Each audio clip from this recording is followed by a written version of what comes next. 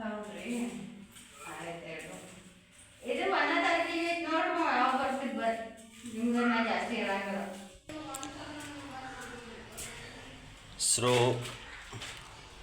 ನಮಸ್ಕಾರ ರೀ ದೇವ್ರ, ನಾನು ನಿಮ್ಮ ವಸಂತ. ಇದು ನೋಡ್ರಿ ಬಿಲ್ಪತ್ರಿದು ಕಾಯ್ದು ನಾವು ಟಾನಿಕ್ ರೆಡಿ ಮಾಡ್ಕೊಂಡಿದ್ದೇವೆ.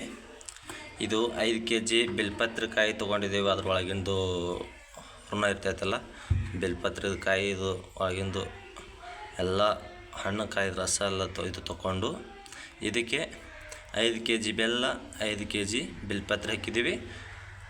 2 ಲೀಟ್ರ್ ನೀರು ಹಾಕಿದ್ದೀನಿ. ನೀರು ಇನ್ನೂ ಜಾಸ್ತಿ ಹಾಕಬೇಕಾಗಿತ್ತು, ಕಡಿಮೆ ಹಾಕಿದ್ದೀನಿ. ಯಾಕಪ್ಪ ಅಂದ್ರೆ ಇದು ಬಕೆಟ ಸಣ್ಣದಿರೋದಕ್ಕಾಗ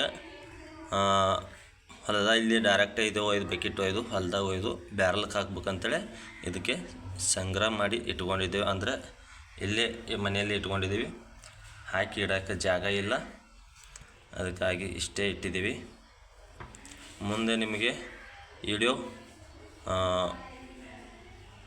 ಯೂಟ್ಯೂಬಲ್ಲಿ ನಿಮಗೆ ಮತ್ತೊಂದು ಪಾರ್ಟ್ 1 ಪಾರ್ಟ್ 2 ಅಲ್ಲಿ ನಿಮಗೆ ಸಿಗುತ್ತದೆ. ಅಲ್ಲಿ ತನಕ ವೇಟ್ ಮಾಡಿರಿ. ನನ್ನ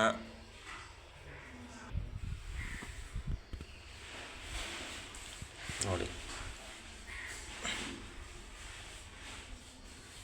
ಪಾನಿ ರೆಡಿ ಆಗಿದೆ, ಆದರೂ ಇನ್ನೂ ಹಾಕಬೇಕು.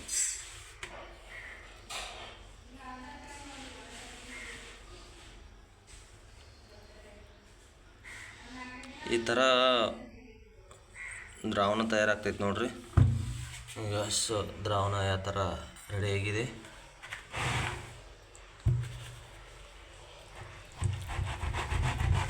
ಹಂಗೆಲ್ಲ ಅಗಾಡ್ಸ್ಬೇಕ್ರಿ, ಎಲ್ಲ ಹಾಕಿ ತಗೋಬೇಕು.